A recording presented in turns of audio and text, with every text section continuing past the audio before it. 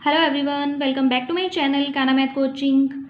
Today we will do division chapter. आज हम करेंगे डिवीज़न चैप्टर कि डिवीज़न क्या होता है क्लास 4th के लिए. ठीक है, तो फर्स्टली हमको उनकी बेसिक प्रॉपर्टीज़ करनी होंगी और ये देखना होगा डिविडेंड क्या होता है, क्वेश्चन क्या होता है, रिमाइंडर क्या होता है. ठीक है, the number to be divide is called dividend. जब आप एक नंबर को डिवाइड करते हो वो हमारा डिविडेंड होता है. The number by which we divide, जिससे डिवाइड करोगे. देखो अब एक नंबर है 27, ये डिविडेंड है. ठीक है, अब इस 27 को अगर आप 3 से डिवाइड कर रहे हो तो 3 क्या होगा हमारा डिवाइज़र होगा और 27 हमारा क्या होगा डिविडेंड. ये डिवाइज़र और ये डिविडेंड. और जब हमारा यहाँ पर आंसर आ जाएगा वो क्या होगा क्वोशंट होगा. और जब हम निकालेंगे और हमारा जो रिमाइंडर आएगा वो हमारा क्या हो जाएगा जो हमारा नीचे बचेगा वो हमारा क्या होगा remainder. The number left over after the process of division की सारी प्रोसेस करने के बाद जो नंबर नीचे बच जाता है वो हमारा रिमाइंडर होता है. बेसिक प्रॉपर्टीज़ हैं डिवीजन की. If we divide a number by 1, अगर आप किसी भी नंबर को फॉर एग्जांपल 32 है उसको आप 1 से डिवाइड करते हो, किसी भी नंबर को 1 से डिवाइड करते हो तो जो आपका क्वोशंट आएगा वो नंबर खुद आ जाएगा. अगर किसी भी नंबर को 1 से डिवाइड करते हो तो वो नंबर खुद आता है. If we divide a number by the number, अगर आप किसी भी नंबर को उसी सेम नंबर से डिवाइड कर दो, सेम नंबर की डिवीज़न कर दो तो हमारा आंसर क्या रहता है 1 आता है. अगर आप किसी भी नंबर को 1 से डिवाइड करोगे तो वही नंबर आ जाएगा. किसी भी सेम नंबर को डिवाइड करोगे तो आंसर 1 आ जाएगा. 0 डिवाइडेड बाय नंबर, अगर 0 को डिवाइड करोगे एक नंबर से, मीन्स ये 0 है, अगर इसको किसी नंबर से डिवाइड कर रहे हो तो जो हमारा जो क्वोशंट है वो हमेशा क्या आएगा हमारा 0 ही आएगा. ठीक है, 5 ज़ीरोज़ क्या होता है 0 होता है तो 0 आएगा. The division of any number, किसी भी नंबर की डिवीज़न करते हो 0 से, किसी भी नंबर की डिवीज़न कर रहे हो 0 से तो उसका कोई मीनिंग ही नहीं होता कि क्या हम 2 को 0 से डिवाइड कर सकते हैं. नो, 0 को 5 से डिवाइड किया तो 0 आया. क्यों आया? क्योंकि हमारा जो है 5 ज़ीरो 0 होता है, लेकिन 0 को 2 से डिवाइड करेंगे नहीं क्योंकि 0 की तो टेबल ही नहीं होती है ना. तो इसलिए 0 को अगर किसी नंबर से डिवाइड करते हो तो हमारा 0 आंसर आता है, लेकिन अगर किसी नंबर को 0 से डिवाइड करते हो तो हमारा कोई मीनिंग ही नहीं निकलता. आगे कुछ एक सम दिए हुए हैं, divide and find the quotient and the remainder. आपको डिवाइड करना है और इसके क्वोशंट और इसके रिमाइंडर निकालने हैं. ठीक है, पहले हम इजी डिवीजन कर लेते हैं, फिर आगे बताऊंगी बड़े बड़े नंबर्स की भी. तो फर्स्टली आपके पास क्या दिया हुआ है 6456, इसको आपको डिवाइड करना है 12 से. अब आपको पता है 12 में 2 डिजिट है, इट मीन्स यहाँ भी 2 डिजिट के नीचे ही जाएगा. 1 डिजिट के नीचे तो जा ही नहीं सकता, 2 डिजिट है तो आपको पता है कि इसके भी 2 डिजिट के नीचे ही जाएगा. अब देखो 12 की टेबल करनी है, 12 की टेबल आती होगी सबको है ना. तो 12 की टेबल में जब तक 64 या 64 से कम नहीं आ जाता, 64 तो आता ही नहीं, अब 64 से कम नहीं आ जाता तब तक हम करके देखेंगे मल्टीप्लाई, या मतलब टेबल काउंट करके देखेंगे कि किस पे जाता है. 12 1 जा 12, 12 2 जा 24, 12 3 जा 36, 12 4 जा 48, 12 5 जा 60 और 12 6 जा 72. अब 72 तो 64 से बड़ा है. अब देखो, अब आप ये कहोगे कि मैम ने 3 डिजिट क्यों नहीं ली, 2 ली.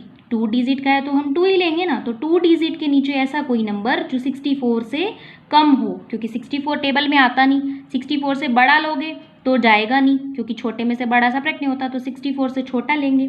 12 5 जा 60, 4 में से 0 गए 4, 6 में से 6 गए 0. अब क्या उतारेंगे 5.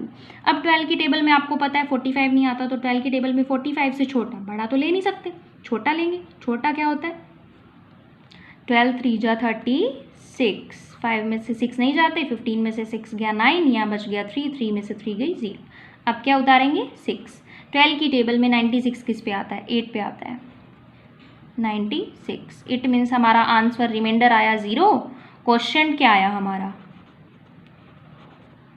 क्वोशंट आया हमारा 538 और रिमाइंडर क्या आया 0. ये होता है डिवाइज़र, ये होता है डिविडेंड. ठीक है, ऐसे ही आपको 16 वाला डिवाइड करना है. 16 वाले में हमारे को क्या करना होगा, 16 की टेबल अगर आती है तो आपको टेबल के अकॉर्डिंग करना है, नहीं आती तो आप फिर वही मल्टीप्लाई करके देखोगे. 16 1 जा 16, 16 2 जा क्या होता है 16 3 जा क्या होता है, और फिर आपको क्या करना है डिवाइड करके देखना है. ठीक है, करवाती हूँ मैं 16 वाला भी.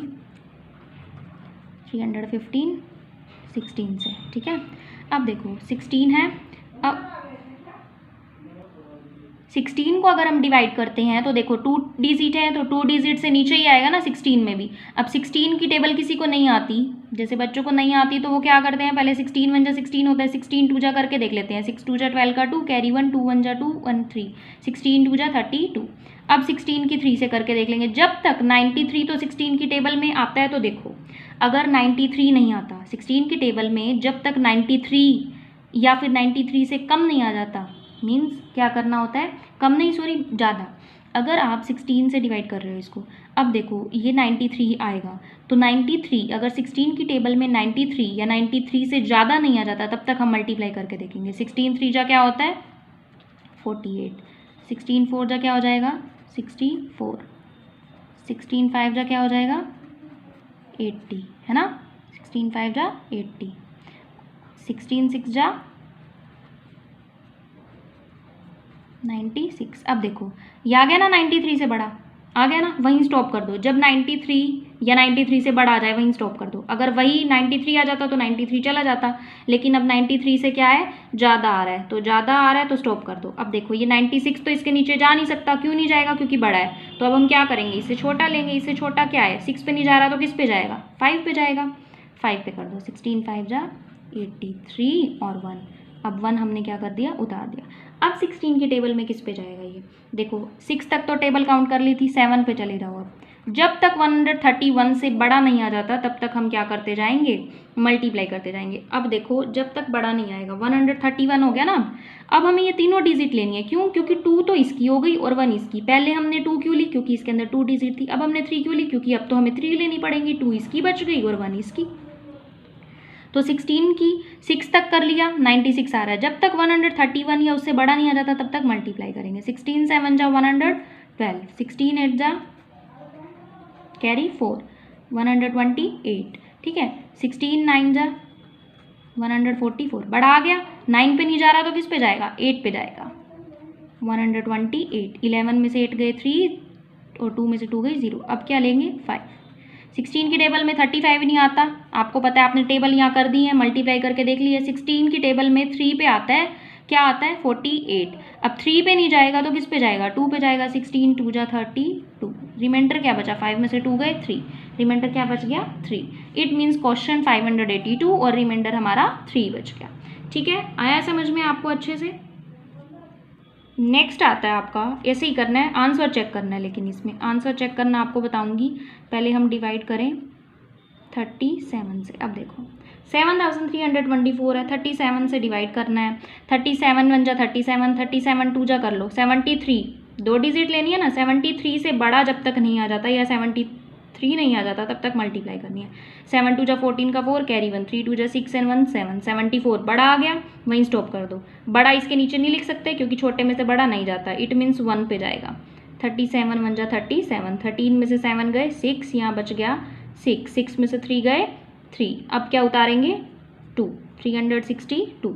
अब देखो 37 की टेबल में अब किस पे जाएगा, 37 की टेबल में देखो पहले किस पे जाएगा 3 पे, 3 पे जाएगा तो पहले देखना है 2 पे, 2 पे 74 आ रहा है। अब देखो जब तक 362 या उससे बड़ा नहीं आ जाता तब तक मल्टीप्लाई करनी है। अब 3 पे 7 3 जा 21 का 1, कैरी 2, 3 3 जा 9 एंड 2 11। 37 की टेबल में 4 पे 7 4 जा 28 का 8, कैरी 2, 4 3 जा 12 एंड 2 148। अब किस पे करेंगे 37 5 जा पे, 7 5 जा 35 का 5, कैरी 3, 5 3 जा 15 एंड 3 185। अब करते जाओ, अब किस पे 6 पे,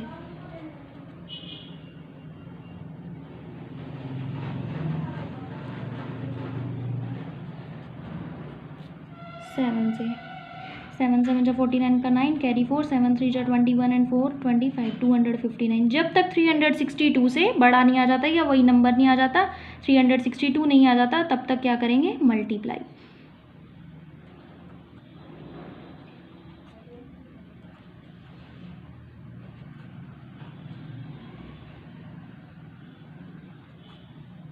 थ्री 333, देखो 9 पे जा रहा है 333, क्योंकि आपको पता है कि 9 पे छोटा आ रहा है। 10 पे करोगे तो क्या आएगा 370 तो आएगा, आपको पता है ना। अगर आप 10 से मल्टीप्लाई करोगे तो पीछे एक और 0 लग जाती है, 370 आ जाता है, आ जाएगा ना। तो 370 इस पे बड़ा रहेगा तो किस पे जाएगा 9 पे जाएगा, और